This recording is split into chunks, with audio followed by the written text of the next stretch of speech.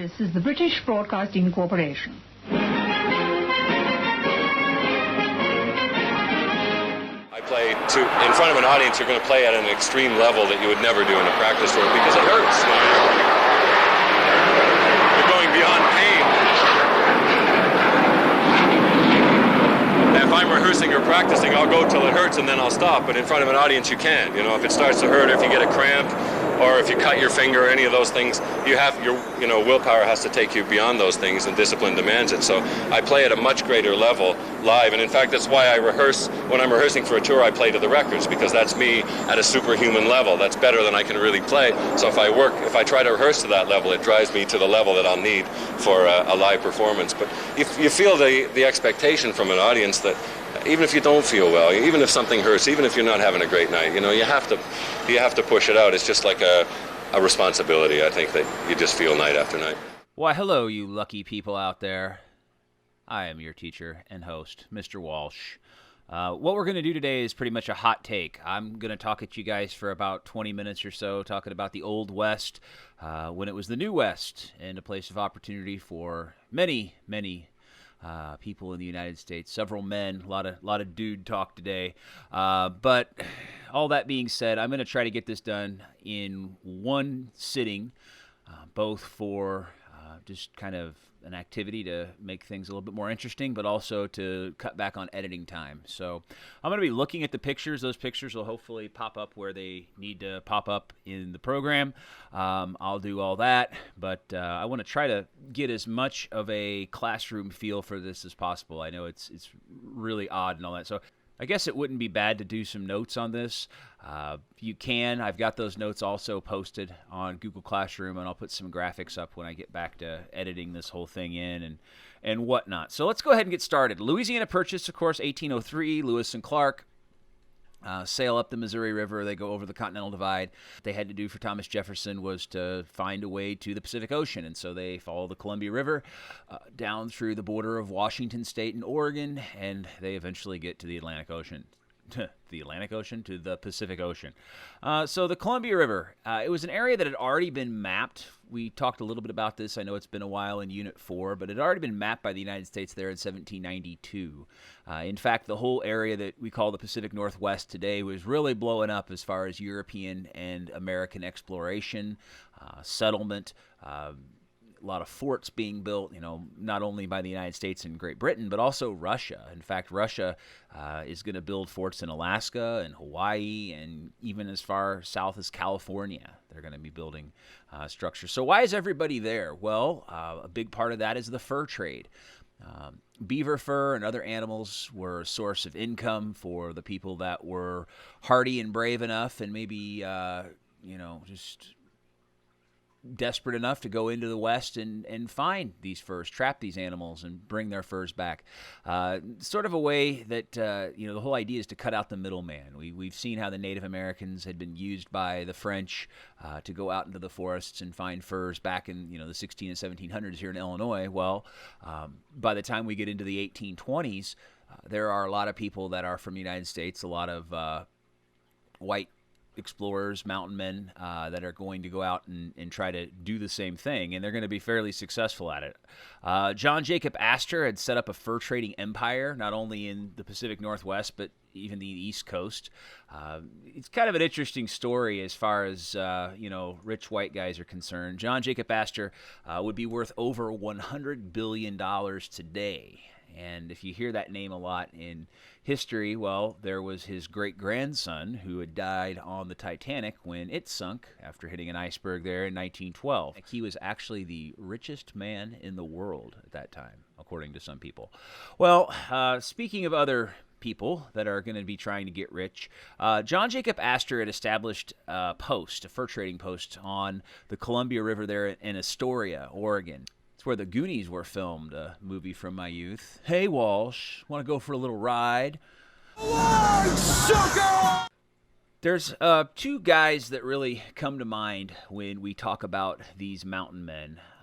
The first one is a guy by the name of Jedediah Smith, and he's going to play a central role in today's story. And we also have another guy by the name of Jim Bridger, who we'll hear about, in the rest of this unit because he plays a pretty central part in this whole westward expansion thing. Well, a mountain man is somebody that can go out and live amongst the Native Americans to adopt their ways, their languages. In fact, you're going to have a lot of these mountain men being able to provide other white settlers, other people from the United States who are pushing into the West, kind of reconnaissance. They'll serve as guides. In the truest sense of the word, these guys are trailblazers.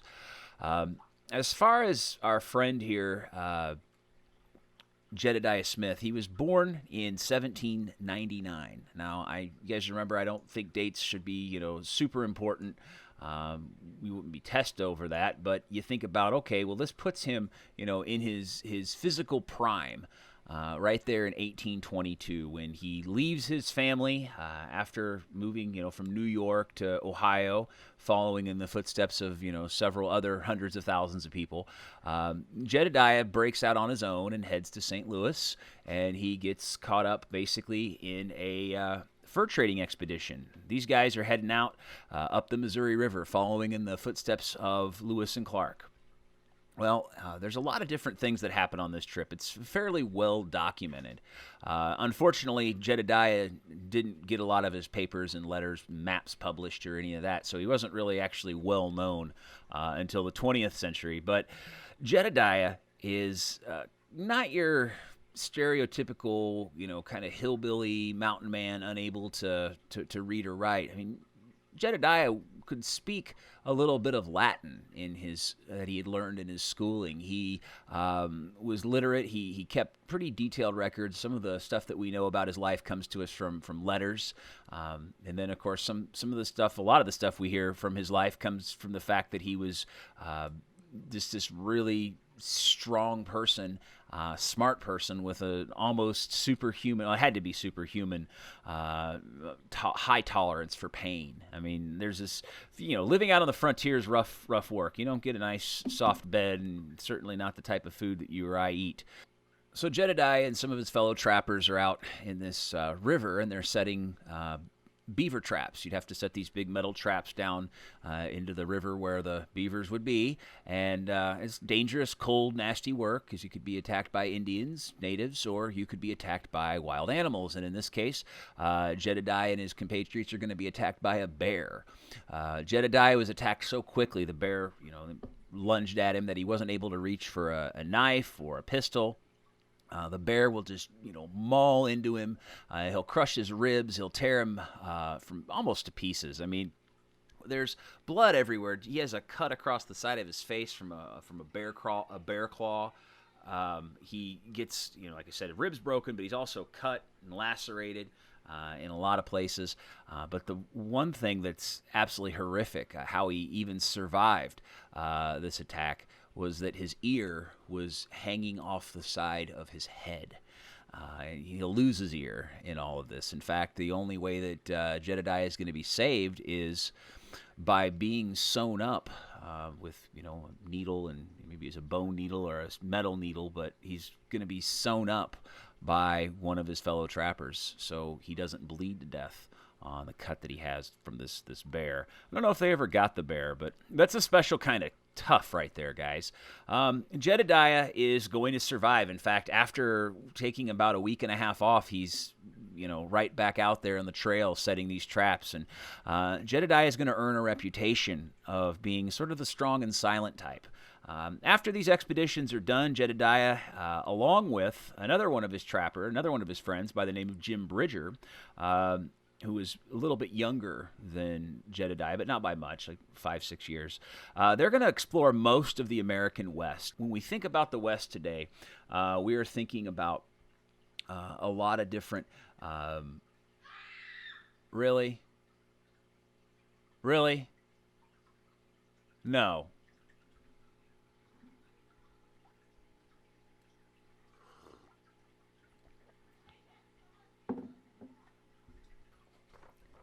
And there's a lot of stories about Jedediah and Jim Bridger's narrow escapes from the Native Americans. In fact, in one situation, these guys that were called the Arikra, these Native Americans out there, are going to be basically chasing Jedediah and Jim Bridger. And what's going to end up happening is they're going to actually rediscover this place in Wyoming called the South Pass. It had first been seen by some guys who had worked for John Jacob Astor there in the early 1800s, but nobody really knew about that. In fact, that group was actually trying to run away from the natives as well. But the South Pass is this kind of place that it doesn't really look like a valley to us, being from Illinois. But it's sort of a high plain that's relatively flat, or at least has rolling hills that you can get through the Rocky Mountains. And so today, looking at the South Pass and the areas around it, and there's some other passes too, but this is where you're going to find interstates and railroads and basically how people get in and out of that area. So the South Pass is going to end up forming a really big part of what becomes known as the Oregon Trail, which we'll talk about here in another episode. Lesson, whatever you want to call it. Jedediah Smith and Jim Bridger are going to go and explore most of the American West. They're the first white Americans to see places like Yellowstone National Park, the Grand Canyon, the Mojave Desert, the Grand Tetons. I mean, all these places that we really don't, all these places that, we think of kind of are iconic in our understanding of what the West looks like. Talking about going west, there's just so much natural beauty out there. It's hard to believe that we live in a country that has as much diverse geography as the United States.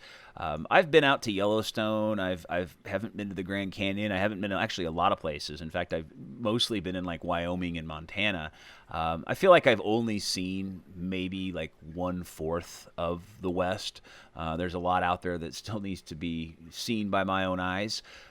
But the fact that these guys traveled around the area without cars amongst us, basically, vicious and hostile natives, along with, the issue of just trying to rough it, to try to survive day to day.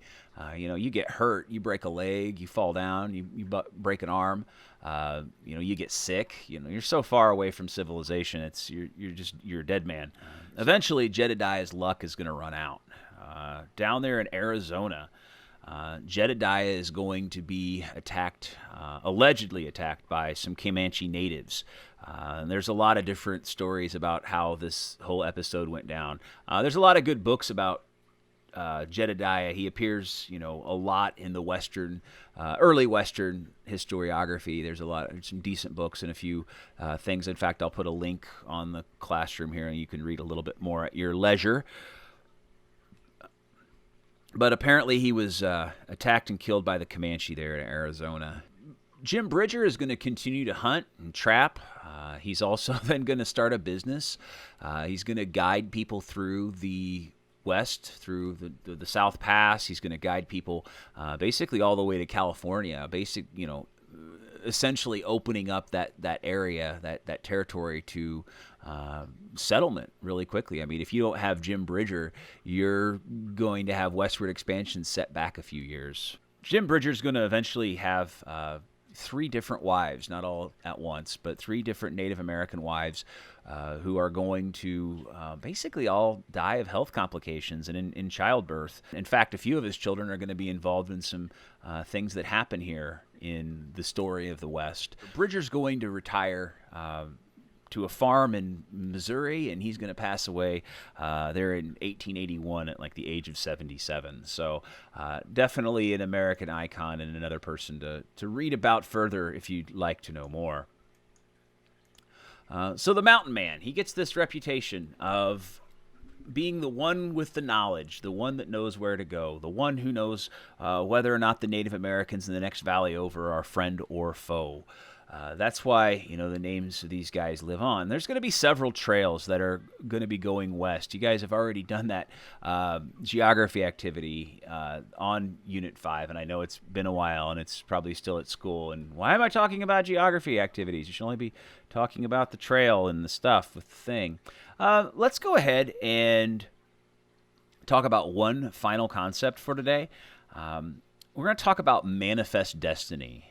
This will not be the only time you hear about this. This idea of manifest destiny is such a big concept and such a huge part of the history of the United States that you'll hear about it for every single class you take in history, social studies, and all that. So it was a term that was first coined in 1845. I believe it was in a newspaper. The quote reads, "The fulfillment of our manifest destiny to overspread the continent allotted by Providence for the free development of our yearly multiplying millions." There's a lot to break down there. Fulfillment of our manifest destiny to overspread the continent. So the fulfillment to make something happen. It's going to happen. It's going to be almost like a promise. It was allotted by Providence. Allotted by Providence. So whenever they say Providence, they're talking basically about the idea that there's a higher power at play here. Whether you want to call that God, spirituality, the forces of the universe. The Native Americans would call it the Great Spirit. The fulfillment of our manifest destiny to overspread the continent allotted by Providence for the free development of our yearly multiplying millions. So the idea that we're getting bigger and bigger in terms of our population. I mean, the population's growing. It's doubling almost every generation. In fact, that was even apparent during Thomas Jefferson's time. He wrote while president, "Our rapid multiplication will expand beyond these limits and cover the whole continent with a people speaking the same language, governed in similar forms and by similar laws." So the idea is that the United States is going to go from coast to coast, from the Atlantic Ocean westward to the Pacific. The idea of manifest destiny. Well, destiny has to deal with an idea that we don't have a choice. It's something that's thrown upon us by a higher power, God, spirituality, or just, fate. It's going to happen. Nothing can stop it. So it's this almost religious belief that a lot of people in the United States have, that it's been determined by God that the United States will go from sea to shining sea, that it's our job, it's our mission, our duty to spread civilization into the West and to go into all this land. You have to remember the Native American populations out west in the 1820s and the 1830s, they only numbered about 1 million people. So the Native Americans are outnumbered significantly. I mean, that's just in a sheer numbers game. Well, let's take a look at this painting here. This painting you're going to see in every middle school, high school, and college textbook. To get a sense of what it's about, we need to understand that it was actually painted in 1872 by a guy named John Gast. And what we're going to see right here in the middle of this painting is the Lady Columbia. And this, white kind of pretty lady, I don't know if she's pretty, but she's got the star there on her head. She's carrying a school book. She's stringing the telegraph wires in her hands. Of course, the telegraphs are following the trains and the railroads. And over here we have what kind of looks like New York City. I don't know if Brooklyn Bridge was completed there by 1872. I kind of think it wasn't. But it's a foregone conclusion. I mean, this is, civilization, and it's, spreading across the map. We've got the Native Americans in the distance, the wild horses there, a wagon train, and then more pioneers heading across. The Native Americans scurrying off there, and in the back, the buffalo are fleeing as well.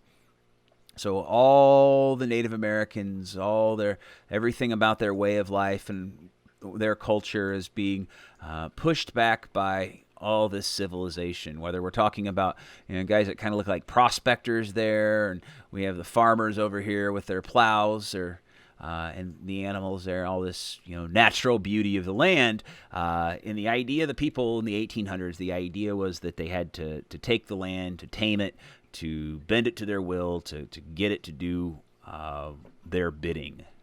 And the Native Americans were really just in the way. So we're going to see manifest destiny used quite a bit. It sort of becomes a part of the American conscience.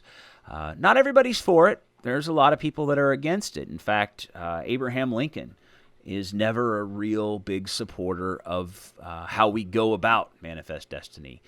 We're going to make a lot of judgments, and we're going to make a lot of calls that aren't going to seem very moral. So that's kind of the nature of this.